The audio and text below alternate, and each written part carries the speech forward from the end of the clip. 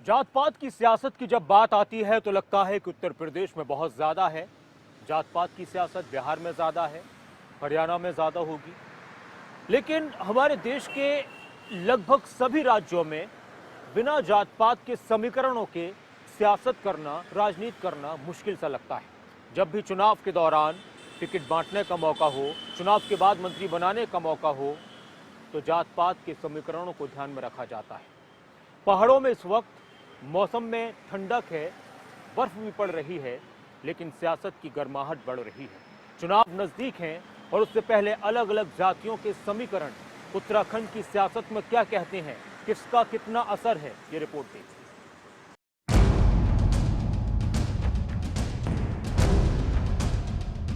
देवभूमि उत्तराखंड के पहाड़ों में मौसम जितनी बार बदलता है, उससे ज्यादा बार यहाँ की सियासत करवट लेती है।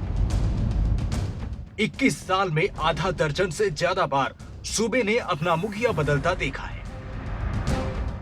अब कुछ महीने बाद यहाँ चुनाव होने वाले हैं और उत्तराखंड की खूबसूरत और ठंडी वादियों में राजनीतिक तपिश बढ़नी शुरू हो चुकी है।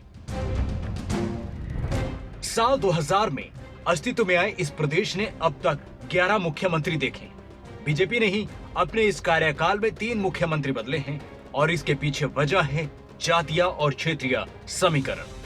70 विधानसभा सीटों वाले इस राज्य में जातीय समीकरण का अहम रोल रहा है।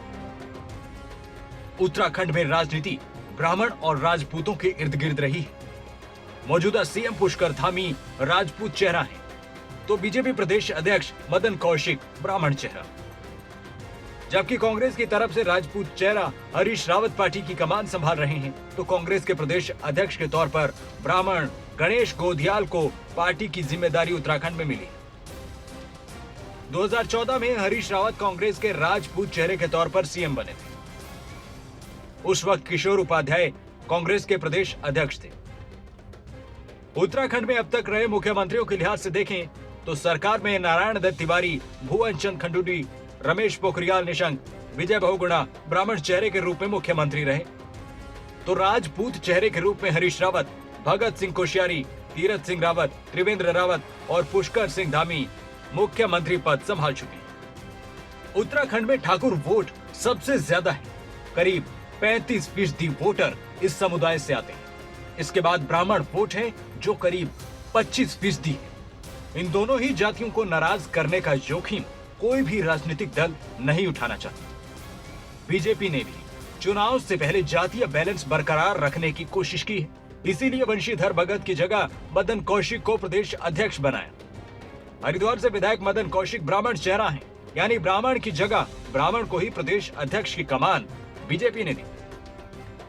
पार्टी को जातीय समीकरण साधने के लिए ब्राह्मण के साथ राजपूत चेहरे की जरूरत थी, इसलिए राजपूत चेहरा त्रिवेंद्र सिंह रावत की जगह पुष्कर सिंह धामी को मुख्यमंत्री बनाया गया।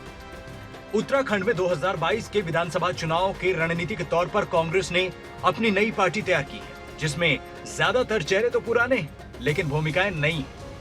कांग्रेस ने विधानसभा चुनाव को देखते हुए उत्तराखंड में 4 कार्यकारी अध्यक्ष वाला पंजाब का फॉर्मूला अपनाया है। इस बदलाव का गणित जातीय समीकरणों को साधने से लेकर हर खेमे और हर दिग्गज को संतुष्ट करने को लेकर समझा जा रहा है। प्रदेश कांग्रेस कमेटी में महत्वपूर्ण बदलाव किया गया है। प्रदेश अध्यक्ष गणेश गोधियाल के अलावा अब जीत राम, भुवन कापरी, तिलक राज बेहर और रंजीत रावत वर्किंग प्रेसिडेंट के तौर पर दिखेंगे। पार्टी में गुटबाजी रोकने की कवायद के लिए सभी दिग्गजों और उनके करीबियों की भूमिका तय की गई। बीजेपी और कांग्रेस के अलावा उत्तराखंड में केजरीवाल की आम आदमी पार्टी भी चुनावी ताल ठोक रही है। आम आदमी पार्टी बीजेपी को उसके ही पिच पर खेलकर मात देने की तैयारी कर रही है। पार्टी उत्तराखंड चुनाव में राष्ट्रवाद के मुद्दे को हवा देने जा रही है। आम आदमी पार्टी रिटायर्ड कर्नल कोठियाल के चेहरे पर उत्तराखंड में विधानसभा चुनाव लड़ने की तैयारी कर रही है।